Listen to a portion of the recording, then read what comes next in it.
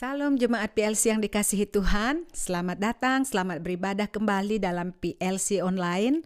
Saya percaya bahwa meskipun ibadah kita diadakan online, hadirat Tuhan, lawatan Tuhan, kekuatan Tuhan sempurna memelihara kita. Haleluya. Amin. Saat ini saya percaya bahwa setiap kita melihat bagaimana pandemik yang mengamuk di luar sana. Namun firman Tuhan berkata dalam Filipi 3 ayat 14, segala perkara dapat kutanggung di dalam Dia yang memberi kekuatan. Saya percaya kekuatan yang baru, pengharapan yang baru saat ini memenuhi roh kita. Haleluya. Kita akan tundukkan kepala, kita akan beribadah, kita akan mulai ibadah kita. Bapa di dalam surga, Bapa di dalam nama Tuhan Yesus Kristus, kami sungguh mengucap syukur Tuhan kalau kami masih boleh ada sampai saat ini Tuhan. Terima kasih untuk lawatan-Mu, terima kasih untuk anugerah-Mu, penyertaan-Mu sempurna terhadap jemaat-jemaat-Mu, penyertaan-Mu sempurna kepada setiap keluarga demi keluarga yang ada di PLC. Dan kami percaya Tuhan saat kami datang menyembah-Mu, ada kekuatan yang baru yang Kau alirkan di dalam roh kami. Roh kami tetap menyala-nyala dengan kuat. Roh kami terus dibangun, dikuatkan. Dan Tuhan, setiap kami yang datang sore hari ini dengan segala beban kami, ketika kami mencari Engkau, kami mendapatkan kelegaan yang baru. Ketika kami mencari Engkau Tuhan, ada pemulihan demi pemulihan yang terjadi di dalam kehidupan kami. Kami akan mulai ibadah kami hanya di dalam satu nama, Tuhan Yesus Kristus. Haleluya. Amin. Kita siap memuji Tuhan sore hari ini? Haleluya. Pandemik boleh mengamuk, namun kita memiliki Tuhan yang besar, bahwa kuasanya besar. Haleluya. Siap memuji? Haleluya.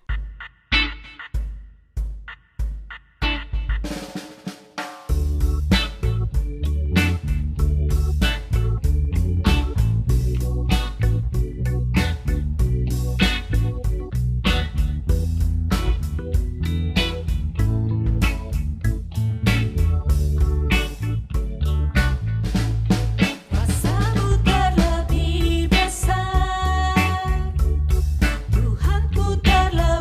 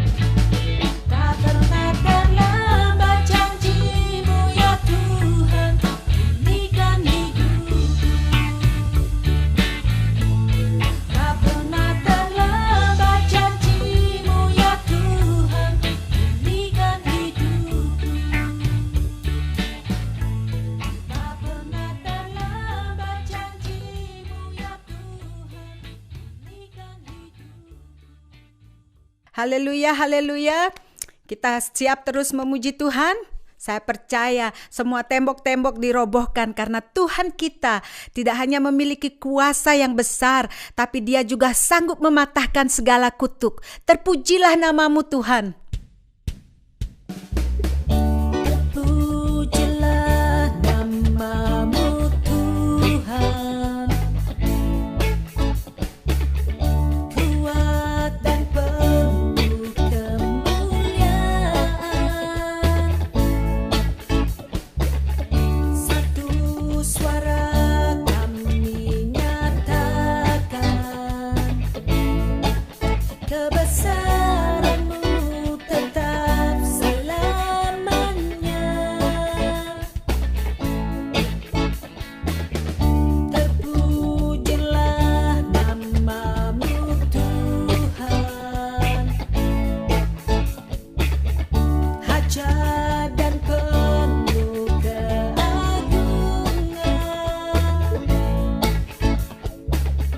Satu hati kami nyatakan, kerajaan-Mu kekal selamanya. Oh, oh, oh. Engkaulah Raja atas dunia, yang menghancurkan kutuk dan membebaskan jiwa kami bersorak, bertepuk tangan. Engkau Tuhan berjaya dan memerintah untuk selamanya.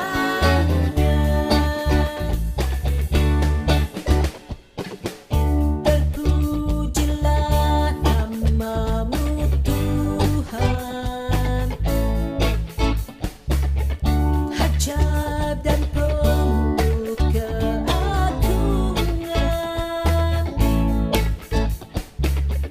Satu hati kami nyatakan, kerajaan-Mu kekal selamanya. Oh, oh, oh. Engkaulah Raja atas dunia,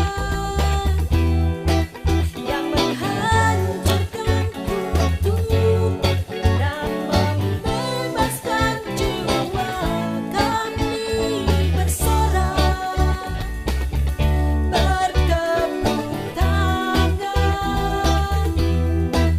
Engkau Tuhan berjaya dan memerintah untuk, Engkaulah Raja atas dunia,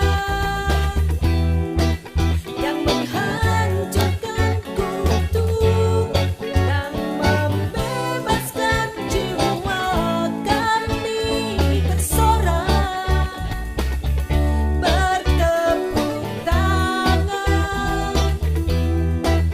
Engkau Tuhan berjaya dan memerintah untuk selamanya.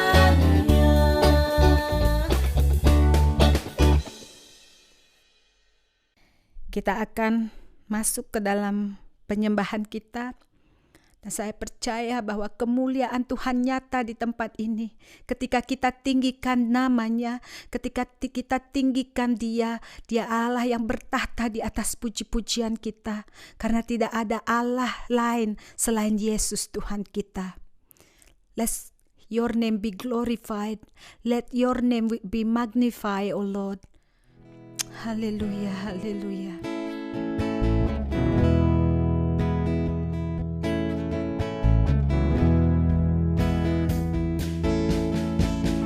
Glory to God in the highest.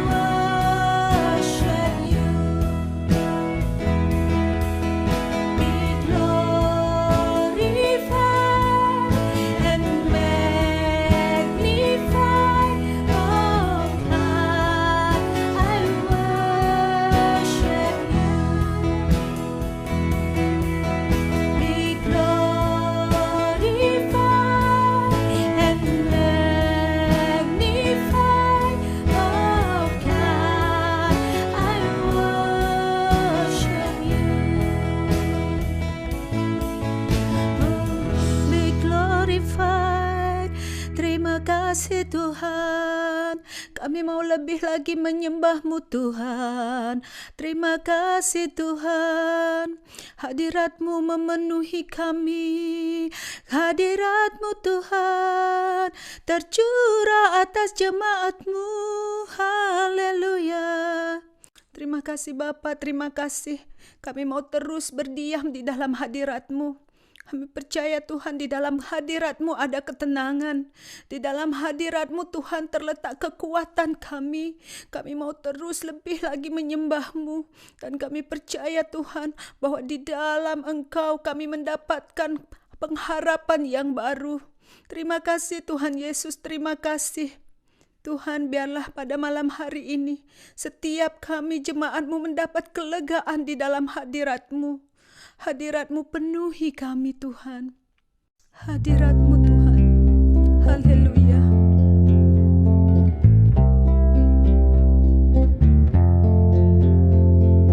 Dan hadir di bait kudus-Nya saat umat mencari wajah-Nya, berseru berdoa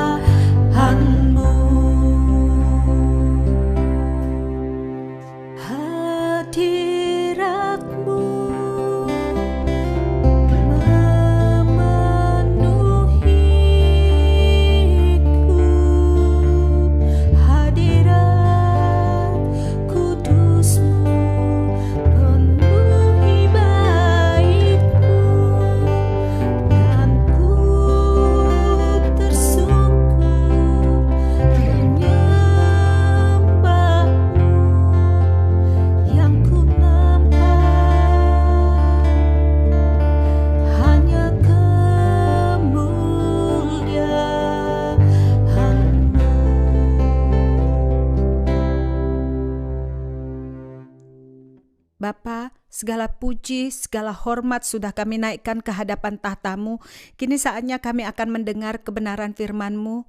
Roh Kudus, bukakan pemikiran kami, bukakan pengertian kami, sehingga setiap kebenaran firman-Mu yang ditabur benar-benar kami bisa mengertinya dengan baik. Ya Tuhan, beri kami hati dan telinga seorang murid yang bisa duduk diam mendengar semua kebenaran firman-Mu, karena kami tahu Bapa, setiap firman yang ditabur akan memerdekakan hidup kami. Kebenaran-kebenaran yang sudah kami terima, dan itu akan sanggup memerdekakan setiap aspek kehidupan jemaat-Mu. Urapi bibir lidah hamba-Mu yang akan menyampaikan kebenaran firman-Mu. Kami minta darah-Mu, darah Yesus, untuk membungkus kami semua, sehingga tidak ada satupun dari benih firman-Mu yang bisa dicuri oleh si jahat. Terima kasih Tuhan, kami siap mendengar firman-Mu hanya di dalam satu nama, Tuhan Yesus Kristus. Haleluya. Amin. Puji nama Tuhan. Bapak Ibu terkasih, firman Tuhan yang akan saya bawakan, saya akan beri judul Pokok Anggur yang Benar. Mari kita akan baca di dalam Yohanes 15 ayat 1 sampai 2, disambung ayat 5 sampai ayat yang ke-6. Ayat yang pertama, akulah pokok anggur yang benar, dan Bapakkulah pengusahanya. Setiap ranting padaku yang tidak berbuah, dipotongnya, dan setiap ranting yang berbuah, dibersihkannya, supaya ia lebih banyak berbuah. Akulah pokok anggur, dan kamulah ranting-rantingnya. Barang siapa tinggal di dalam aku, dan aku di dalam dia, ia berbuah banyak. Sebab di luar aku, kamu tidak dapat berbuat apa-apa. Barang siapa tidak tinggal di dalam aku, ia dibuang keluar seperti ranting dan menjadi kering. Kemudian dikumpulkan orang dan dicampakkan ke dalam api, lalu dibakar. Puji nama Tuhan. Nah, satu hari nanti, pasti kita akan meninggalkan dunia ini dan berpulang ke rumah Bapa, alias kita akan meninggal. Setiap orang pasti akan mengalami itu.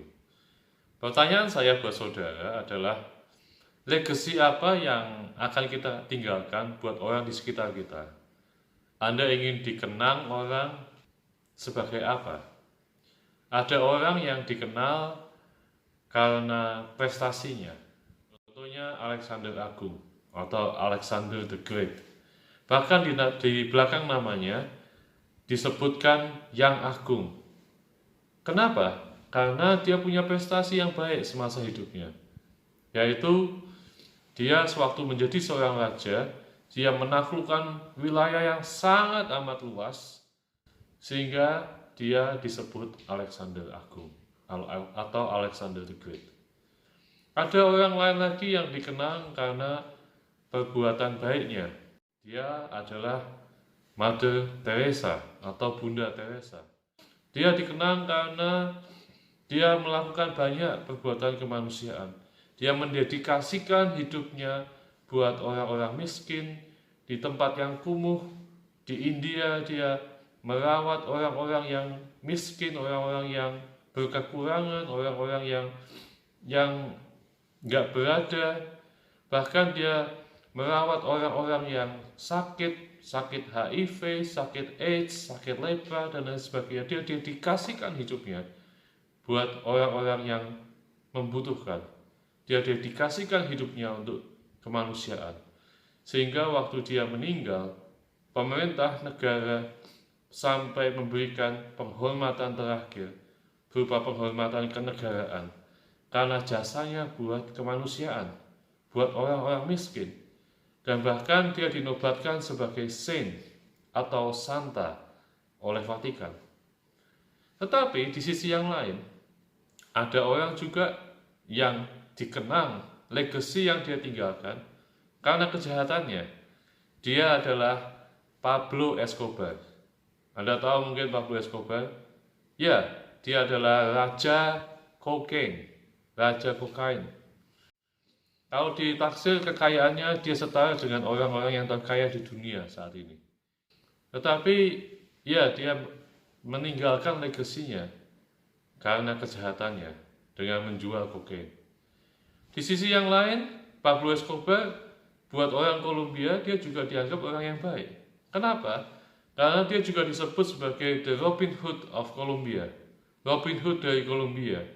Karena dari hasil kejahatannya, kekayaan yang dia dapatkan, dia membangun juga rumah-rumah untuk orang miskin, sekolah, bahkan dia membangun gereja buat orang-orang miskin. Nah, pertanyaan saya, legacy apa yang Anda akan tinggalkan?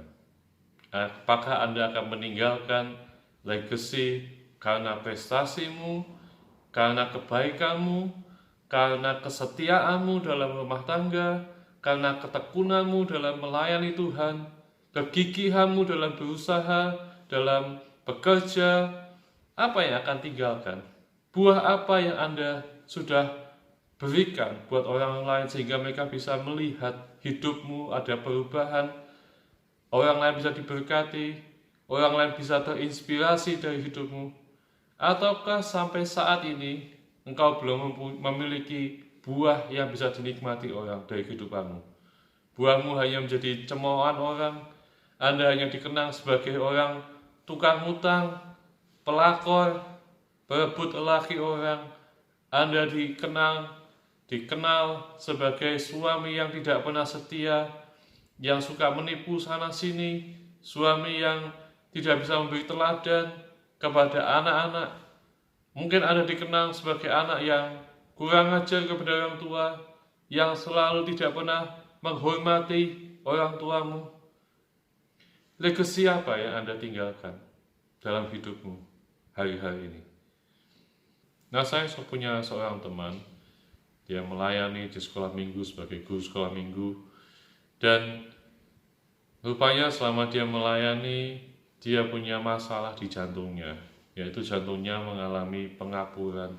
Di klep jantungnya ini ada pengapuran, sehingga kadang-kadang ketika dia naik tangga atau dia sedang melayani di sekolah minggu, kadang-kadang dia jatuh dan semaput.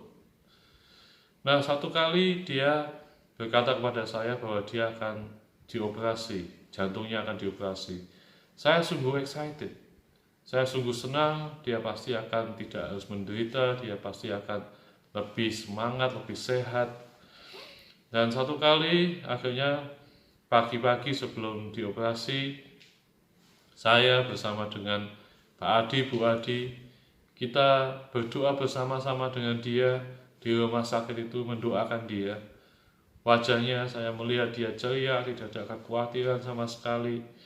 Dan kami berdoa bersama-sama, berdoa untuk jalannya operasi jantung itu.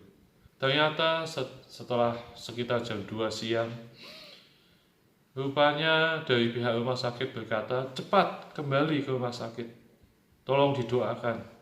Karena kita cuma dikasih kesempatan 30 menit sebelum life supportnya dicabut. Ternyata Bapak Ibu, rencana Tuhan itu berbeda. Ternyata dia akhirnya meninggal dan berpulang ke rumah Bapak. Saya sungguh terpukul dan bersedih. Ternyata kesempatan tadi pagi berdoa bersama-sama dengan dia, rupanya kesempatan terakhir saya melihat dia. Tetapi dari kehidupan dia, saya belajar banyak. Bagaimana melayani Tuhan dengan gigih, dengan tekun, dengan penuh semangat, tanpa dia minta dikasihani orang atas penderitaan yang dia hadapi. Terkadang dia dari rumah, dia berjalan kaki ke gereja. Memang rumahnya nggak begitu jauh. Setiap kali ke gereja dia jalan kaki. Tetapi karena dia memiliki penyakit di jantungnya, ada pengapuran di klep jantungnya, terkadang dia harus berjalan kaki dan tiba-tiba dia semaput di tengah jalan. Sungguh dia, meskipun dia mengalami penderitaan seperti itu, dia tetap bangkit lagi dan ke gereja. Dia di gereja tidak minta orang untuk mengasihani dia. Dia melayani dengan ketulusan hatinya. Bahkan dia berikan semua tenaganya. Dia berikan apa yang dia punya, dana yang dia punya, dia berikan semua yang terbaik untuk Tuhan. Banyak orang yang kehilangan dia, tetapi juga belajar banyak tentang kebaikan yang dia berikan. Bapak Ibu yang terkasih, buah apa yang Anda sudah hasilkan dari hidupmu? Orang berkata, aku mau hidup biasa-biasa aja. Hidup ini, orang Jawa katakan, hidup ini kan cuma mampir mangan ngombe. Hidup ini kan cuma datang untuk makan, minum, dan akhirnya kita pergi pulang ke rumah Bapa. Tetapi Tuhan Yesus tidak mau hidup seperti itu. Tuhan Yesus mau kita hidup untuk menghasilkan buah. Tuhan mau dari hidup kita orang diberkati. Tuhan mau dari hidup kita ada banyak kesaksian-kesaksian tentang pengalaman-pengalaman kita bersama dengan Yesus, sehingga orang boleh terinspirasi dari hidup kita. Nah, untuk itu, mari Bapak Ibu yang terkasih, biar firman Tuhan pada saat ini boleh mengubahkan cara pandang kita, boleh mengubahkan hidup kita, sehingga kita boleh menghasilkan banyak buah dari hidup kita. Yang percaya katakan amin. Nah, dalam perikop yang kita baru baca tadi, Tuhan Yesus tahu bahwa saatnya sudah akan semakin dekat. Setelah dia melayani bersama dengan murid-muridnya selama 3,5 tahun, dia sudah berjalan dengan muridnya. Pertama kali dia memanggil Petrus dan Andreas, waktu itu mereka sedang menjala ikan. Tuhan Yesus memanggil mereka untuk menjadi penjala manusia, dan kemudian Tuhan Yesus memanggil murid-murid yang lain. Tuhan Yesus mengajak dalam pelayanan, mereka menyaksikan bagaimana Yesus melakukan mujizat demi mujizat. Tuhan Yesus berjalan di atas air, mereka melihat Yesus membangkitkan orang mati, menyembuhkan orang yang sakit. Tuhan Yesus memberi kuasa kepada mereka, kuasa kesembuhan, kuasa untuk mengusir setan. Dan Yesus tahu bahwa saatnya sudah akan semakin dekat. Dia tahu bakal sebentar lagi dia akan ditangkap, disiksa, diadili, dan disalibkan. Dia tahu bakal satu hari nanti dia akan meninggalkan murid-muridnya. Di malam itu Tuhan Yesus mengajak murid-muridnya untuk melakukan perjamuan makan malam terakhir di upper room atau di ruang atas. Tuhan Yesus membasuh kaki murid-muridnya, dan dia berkata dalam perjamuan makan malam terakhir itu, ada satu orang dari engkau yang akan mengkhianati aku. Dialah Yudas Iskariot. Ketika Yudas Tuhan tegur seperti itu, Yudas bukannya dia bertobat dan minta ampun kepada Tuhan. Dia pergi dan dia merencanakan untuk menangkap Yesus. Dia pergi ke imam besar, kepada ahli-ahli Taurat untuk menangkap Yesus pada malam itu. Dan setelah Yudas Iskariot meninggalkan tempat itu, di situ tersisa hanya 11 murid yang lainnya. Tuhan Yesus mengajar mereka, Tuhan Yesus menjanjikan seorang penghibur. Dan akhirnya Tuhan berkata, bangunlah, mari kita pergi dari sini. Tuhan Yesus mengajak murid-muridnya keluar dari upper room, meninggalkan kota Yerusalem, dan dalam perjalanannya menuju ke Taman Getsemani, mereka melewati sebuah kebun anggur, dan Tuhan Yesus memberi sebuah perumpamaan yang terakhir, yaitu dia memberi perumpamaan tentang pokok anggur yang benar. Perumpamaan yang terakhir sebelum Tuhan Yesus akan ditangkap, disiksa, diadili, dan disalibkan.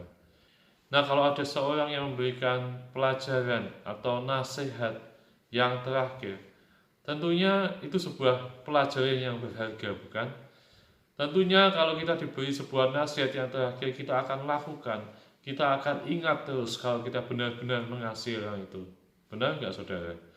Nah, inilah pelajaran yang Tuhan berikan buat 11 murid-muridnya, termasuk kita semua, yaitu tentang pokok anggur yang benar.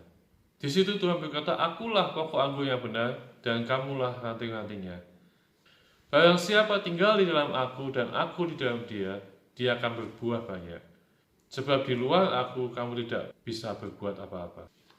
Pokok anggur itu adalah Tuhan Yesus. Dia adalah sumber nutrisi kehidupan buat ranting-rantingnya. Dan ranting-rantingnya ini adalah kita semua, yaitu adalah murid-murid Yesus. Jika kita tinggal di dalam Yesus, tinggal melekat kepada pokok anggur itu, kita akan menghasilkan buah yang banyak. Itu adalah rancangan yang Tuhan mau dari hidup kita, agar hidup kita ini bukan hidup yang biasa-biasa saja, tetapi Tuhan mau kita setiap ranting-rantingnya yang melekat kepada Tuhan Yesus. Dia mau agar kita menghasilkan buah, dan bukan hanya sekedar buah, tetapi buah yang banyak. Itulah rancangan Tuhan dalam hidup kita.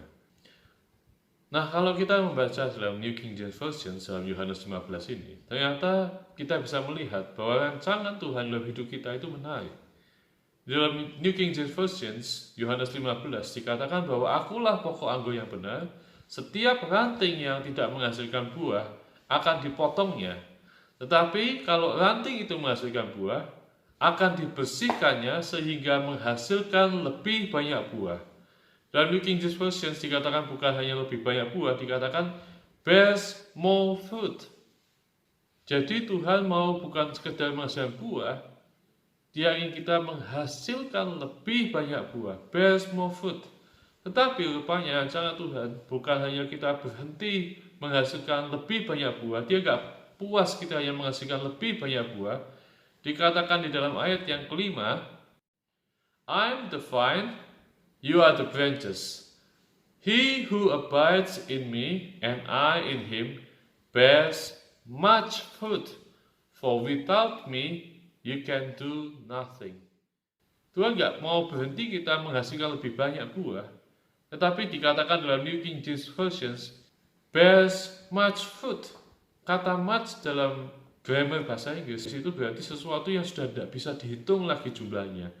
Sangat berkelimpahan buah itu yang dihasilkan dalam hidup kita. Dan itu yang Tuhan mau. Dari sekedar menghasilkan buah, Dia mau kita menghasilkan lebih banyak buah lagi.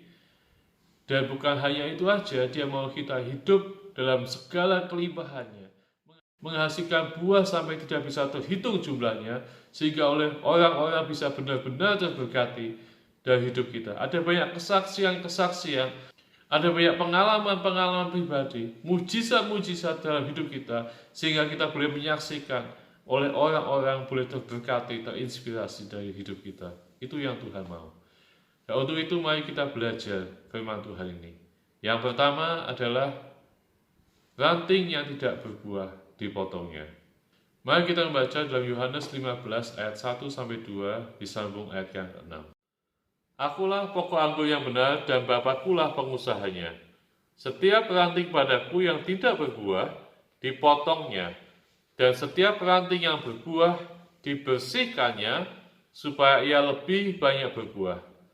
Barang siapa tidak tinggal di dalam aku, ia dibuang keluar seperti ranting dan menjadi kering. Kemudian dikumpulkan orang dan dicampakkan ke dalam api, lalu dibakar. Puji nama Tuhan. Nah, di dalam kebun anggurnya Tuhan ada dua macam ranting. Pertama ada ranting yang menghasilkan buah, dan yang kedua ada ranting yang tidak menghasilkan buah. Ranting yang tidak menghasilkan buah itu akan dipotong, dibuang, dan kemudian dicampakkan ke dalam api. Nah, saya tidak mau jadi orang Kristen masuk dalam kategori ranting yang tidak menghasilkan buah. Karena satu hari nanti ranting ini akan dipotong, dibuang dan dicampakkan ke dalam api yang kekal, api neraka. Karena apa? Setelah kita meninggal nanti, perjalanan kita hanya ada dua pilihan, surga atau neraka. Dan perjalanan itu hanya satu kali jalan. Anda tidak bisa pulang lagi, Anda tidak bisa memutuskan, saya mau kembali lagi, mau hidup lagi di dunia ini. Tidak bisa Bapak Ibu. Perjalananmu hanya sekali saja dan hanya ada dua pilihan. Mana yang akan Anda pilih? Jangan sampai hidup kita didapati seperti ranting yang kering ini, yang dilihat bahwa tidak menghasilkan buah, dipotong dan dibuang dan dicampakkan ke dalam api. Kalau Anda mau berpergian, pasti Anda akan merencanakan yang baik. Ambil kata Anda mau pergi holiday, Anda mau jalan-jalan, Anda mau berpergian, Anda pasti akan merancang, saya akan tinggal di mana, di hotel apa, Anda akan naik apa, Anda akan melihat apa. Bagaimana dengan perjalanan kehidupanmu? Karena satu hari nanti Anda pasti akan meninggalkan dunia ini dan pergi kepada kekekalan. Sudahkah Anda mempunyai rancangan yang baik buat hidupmu?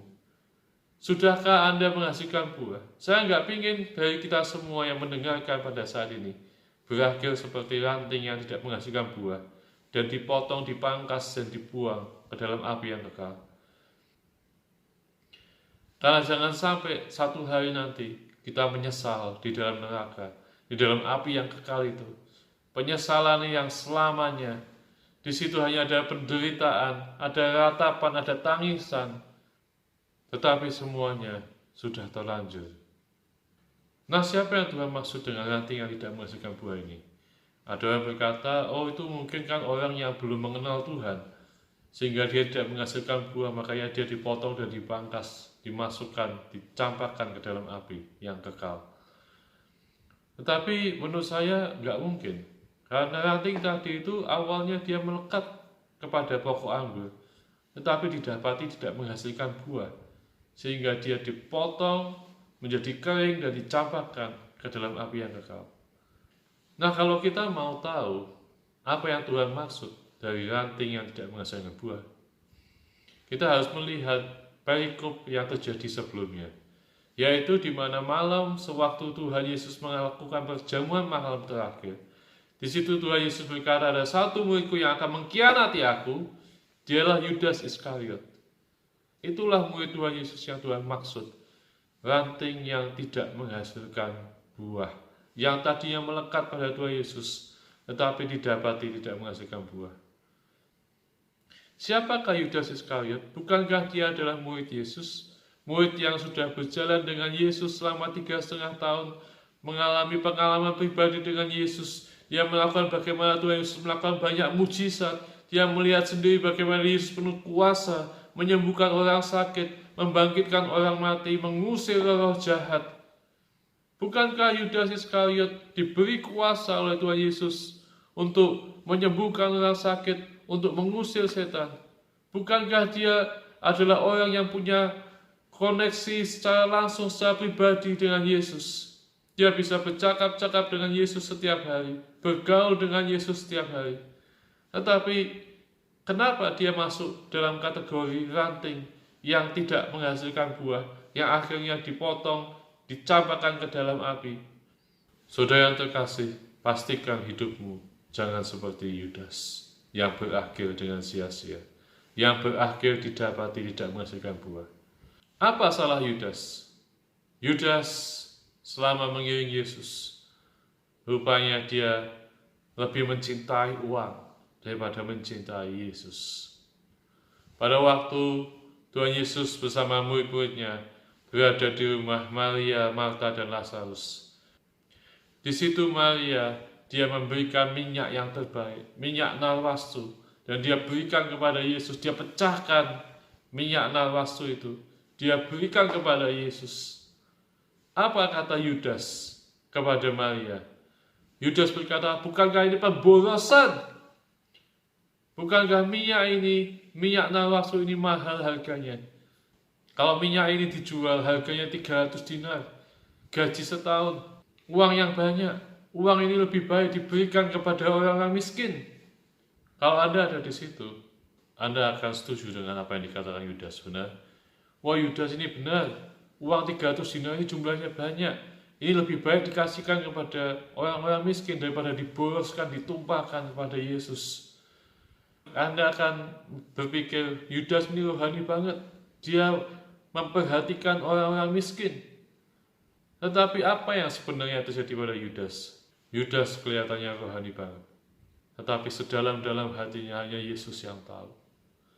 Yudas selama ini, ketika dia mengikut Yesus, dia hidup dengan segala kepalsuan, dengan kehidupan ganda.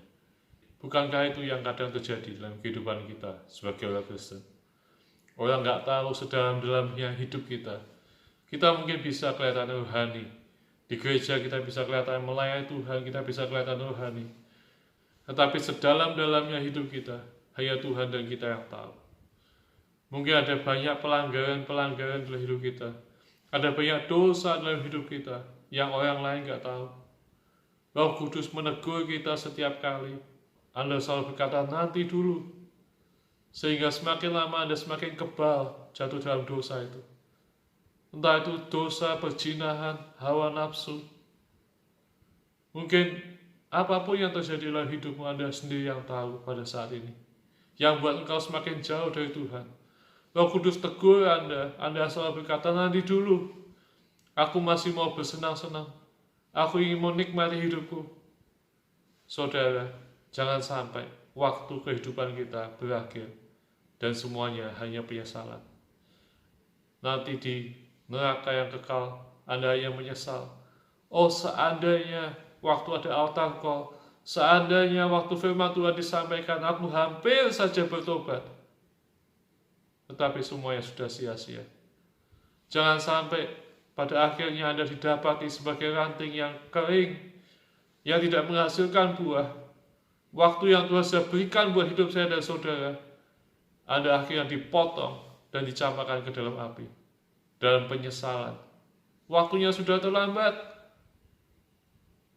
Biarlah pada saat hari ini kita boleh berubah. Mari hasilkan buah dalam hidupmu. Hasilkan buah pertobatan dalam hidupmu terlebih dahulu, sehingga hidupmu boleh diberkati dan menjadi berkat. Yang kedua, akulah pokok anggur yang benar, dan rantingku menghasilkan buah. Mari kita membaca di dalam Yohanes 15 ayat 1-4. Saya akan bacakan buat saudara. Akulah pokok anggur yang benar, dan Bapakulah pengusahanya. Setiap ranting padaku yang tidak berbuah, dipotongnya. Dan setiap ranting yang berbuah, dibersihkannya, supaya ia lebih banyak berbuah. Kamu memang sudah bersih karena firman yang telah kukatakan kepadamu. Tinggallah di dalam aku dan aku di dalam kamu, sama seperti ranting tidak dapat berbuah dari dirinya sendiri, kalau ia tidak tinggal pada pokok anggur. Demikian juga kamu tidak berbuah, jikalau kamu tidak tinggal di dalam aku. Amin. Nah, rupanya dalam perkebunan anggur, ada sebuah cara yang dipakai oleh para petani, bagaimana pohon anggur itu bisa menghasilkan buah dengan kualitas yang terbaik. Dan cara yang dipakai itu adalah dengan menggunakan cara pencangkokan, atau dengan kata lain grafting. Jadi cara itu begini, yaitu pohon induk atau dalam konteks ini adalah pokok anggur yang benar. Pohon induk itu akan disayat dan kemudian akan digabungkan dengan cabang yang diingini, cabang yang kita mau untuk menghasilkan buah. Nah, kenapa batang ini harus dicangkokkan? Ketika batang ini digabungkan, melekat kepada pokok anggur tadi dengan proses pencangkokan, petani mengharapkan bahwa batang ini akan menghasilkan sifat yang sama dengan pohon induk tadi, atau dalam konteks ini adalah pokok anggur yang benar. Dan ketika batang ini dilekatkan kepada pokok anggur tadi, batang ini akan menghasilkan lebih banyak buah, dan batang ini akan lebih kuat terhadap penyakit atau hama. Dan bukankah itu yang Tuhan mau dalam hidup kita? Ketika kita melekat pada pokok anggur, kita akan menghasilkan lebih banyak buah, kita akan memiliki sifat yang sama dengan Yesus, boleh tercermin dalam hidup kita.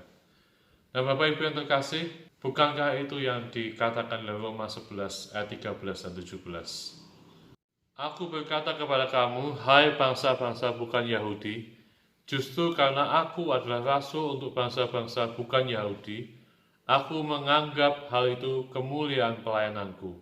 Ayat 17, karena itu apabila beberapa cabang telah dipatahkan, dan kamu sebagai tunas liar telah dicangkokkan di antaranya, dan turut mendapat bagian dalam akar pohon zaitun yang penuh getah. Ketika pohon itu tadi disayat sebelum dicangkokkan, dia akan menghasilkan getah. Pohon induk itu adalah Tuhan Yesus sendiri. Dia adalah pokok anggur yang benar. Di dalam surat Roma dikatakan, dia adalah akar pohon zaitun yang penuh getah. Anda tahu ketika pohon disayat, dia akan mengeluarkan banyak getah. Dan bukankah itulah yang Tuhan Yesus lakukan buat hidup saya dan saudara? Dia mau mati di kayu salib. Darahnya bercucuran. Sekujur tubuhnya bercucuran darah untuk menebus dosa saya dan saudara. Di dalam Yesaya 53 ayat 3-5, ia dihina dan dihindari orang, seorang yang penuh kesengsaraan dan yang biasa menderita kesakitan. Ia sangat dihina sehingga orang menutup mukanya terhadap dia, dan bagi kita pun dia tidak masuk hitungan. Tetapi sesungguhnya penyakit kita lah yang ditanggungnya, dan kesengsaraan kita dipikulnya. Padahal kita mengira dia kena tulah, dipukul dan ditindas Allah.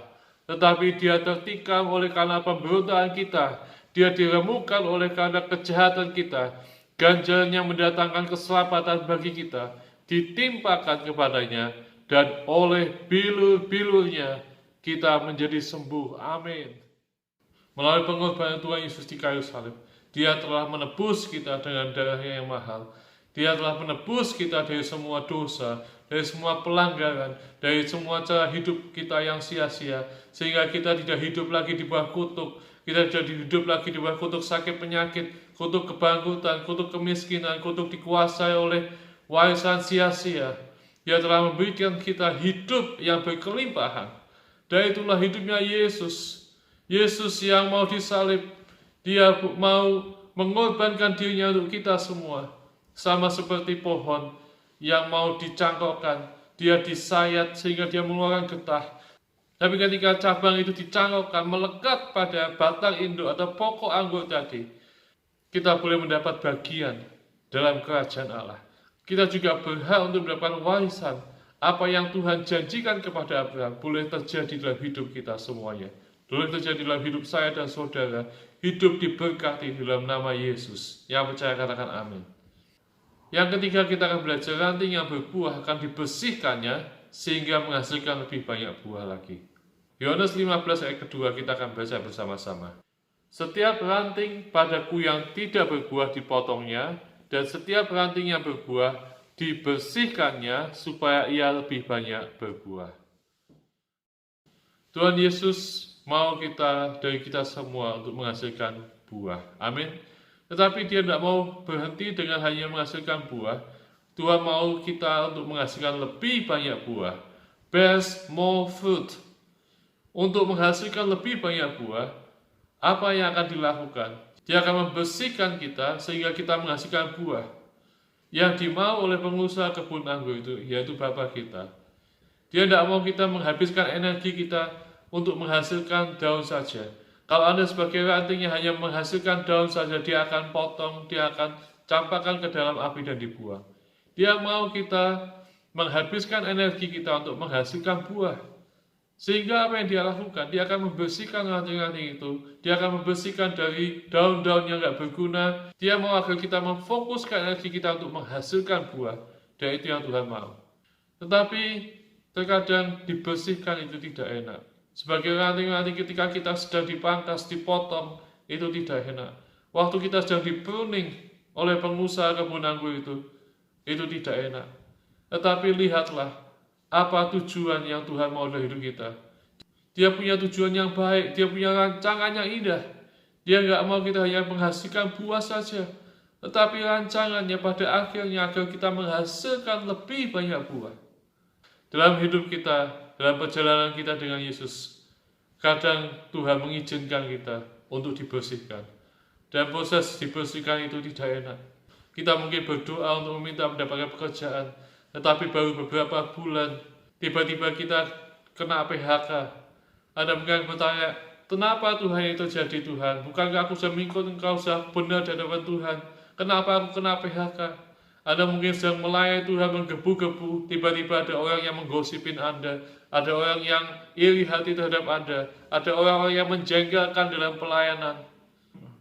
Mungkin usahamu sedang mengalami kemunduran, dan Anda mungkin sedang bertanya, bagaimana aku bisa menghidupi keluargaku, bagaimana aku bisa mencukupkan semua ini. Tetapi kalau kita tahu rancangan Tuhan, rancangan Dia adalah rancangan yang indah, Dia mau kita agar kita menghasilkan buah yang lebih banyak lagi. Kita tidak akan pernah takut.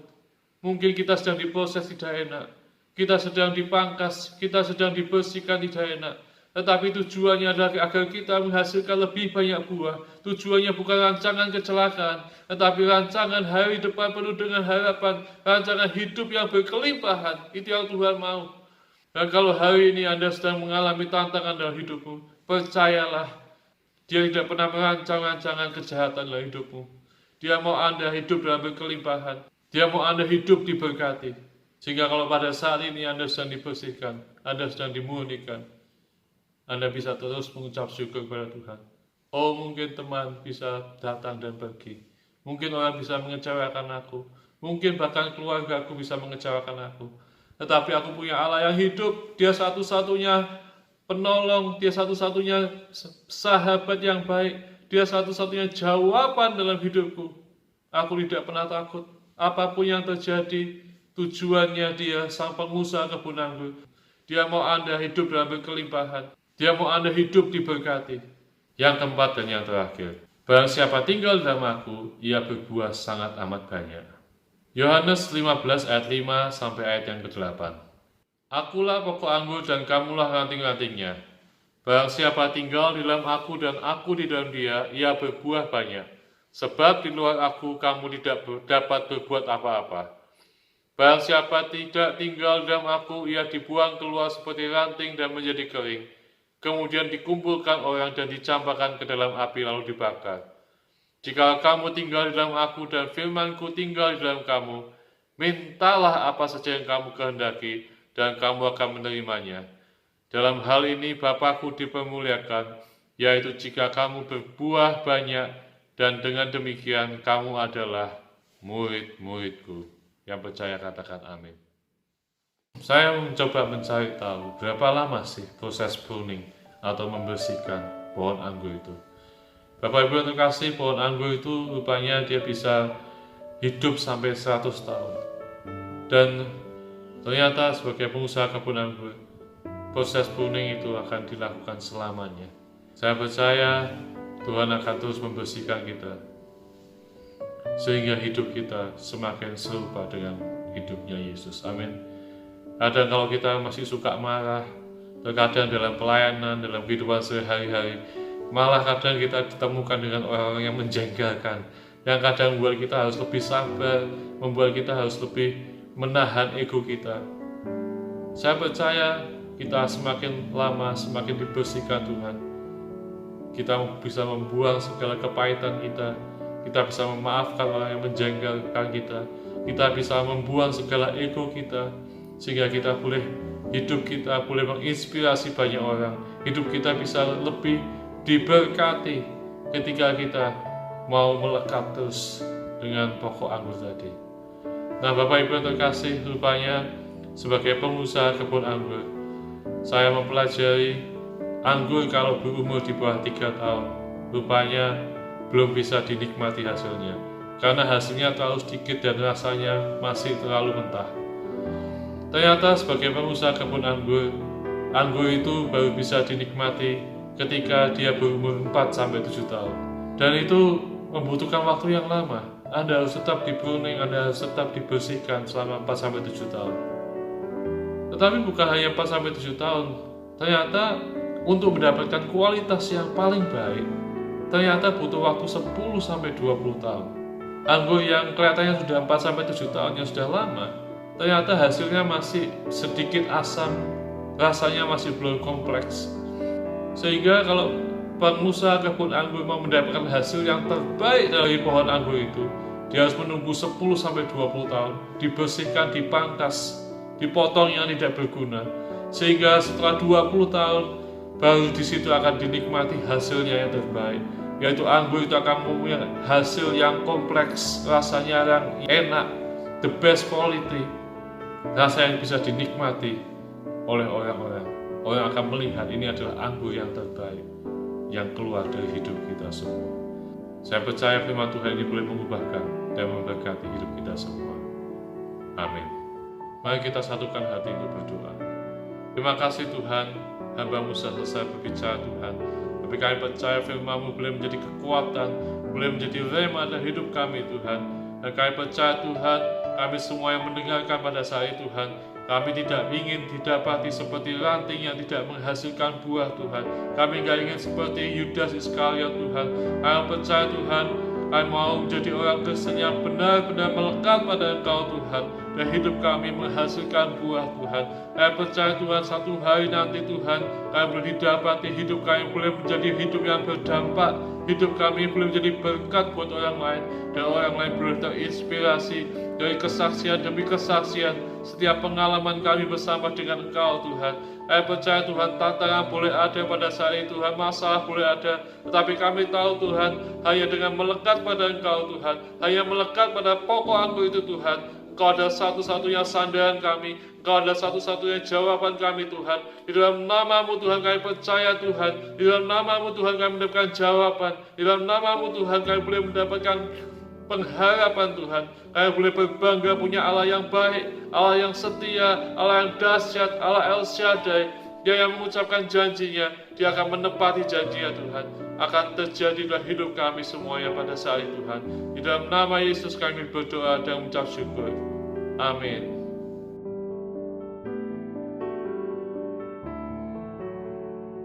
Sebentar kita akan melakukan perjamuan kudus. Mari kita ucapkan janji iman ini, sehingga apa yang kita ucapkan boleh terjadi dalam hidup saya dan saudara. Mari ikuti saya dan kita akan ucapkan bersama-sama. Tuhan Yesus, aku bawa roti dan anggur ini kepadamu, berkatilah seperti 2000 tahun yang lalu. Engkau telah memberkati roti dan anggur untuk para murid-Mu. Lakukanlah juga untuk aku, karena aku punya iman yang sama dengan iman murid-Mu. Dan engkau pun akan berkata, ambillah, inilah tubuhku, dan ambillah, inilah darahku. Dalam nama Tuhan Yesus Kristus. Amin. Inilah tubuh Yesus yang telah hancur untuk kita, yang telah hancur karena pelanggaran kita, karena dosa kita. Mari kita ucapkan sekali lagi bersama-sama dan kita imani janji iman ini. Terima kasih Tuhan untuk tubuhmu yang telah dilukai, tubuhmu yang hancur karena aku. Firman-Mu berkata bahwa oleh pilu Yesus aku sudah sembuh. Sesungguhnya sakit penyakit yang ada di tubuhku dan semua kesengsaraan dalam hidupku telah Engkau ambil dan Engkau tanggung di tubuhmu sendiri. Tidak ada sisanya. Aku percaya mulai saat ini firman-Mu harus terjadi karena Engkau telah mengatakannya dan Engkau juga akan melakukannya. Sekarang aku terima korban tubuh-Mu. Dalam nama Tuhan Yesus Kristus, mari kita makan tubuh Yesus ini sama-sama.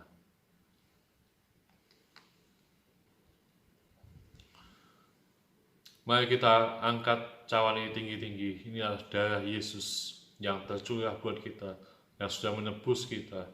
Mari ucapkan sekali lagi janji iman ini bersama-sama. Terima kasih untuk darah-Mu yang tercurah dari sekujur tubuh-Mu untuk aku. Firman-Mu berkata, Engkau menebus aku dari dosa, kesalahan, pelanggaran, dan pemberontakanku. Dengan darah-Mu, darah Yesus Kristus, Engkau menebus aku dari cara hidupku yang sia-sia, yang aku warisi dari nenek moyangku. Dengan darah-Mu, darah Yesus Kristus, Engkau telah menebus aku dari segala kutuk atas tanah, kutuk karena penyembahan berhala, kutuk turunan dari nenek moyangku, kutuk kemiskinan, kutuk kemalasan, kutuk pengangguran, kutuk kebodohan, kutuk mengembara, kutuk dihina orang, kutuk ditipu orang, kutuk perceraian, kutuk perzinahan, kutuk perceksokan, kutuk dililit hutang, kutuk dikuasai penyakit, kutuk dikuasai masalah, kutuk dikuasai kegagalan. Semua kutuk dalam hidupku sudah ditebus oleh darah Yesus Kristus. Haleluya. Dalam nama Tuhan Yesus Kristus. Amin. Mari kita minum sama-sama darah Yesus ini. Di dalam nama Yesus Kristus.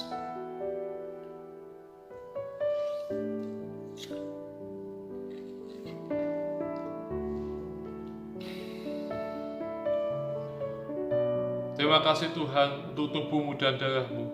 Terima kasih untuk tubuh-Mu yang hancur karena aku, karena pelanggaran-Mu Tuhan. Terima kasih untuk pengorbanan-Mu di kayu salib Tuhan. Engkau yang menebus kami semua dengan darah yang mahal Tuhan.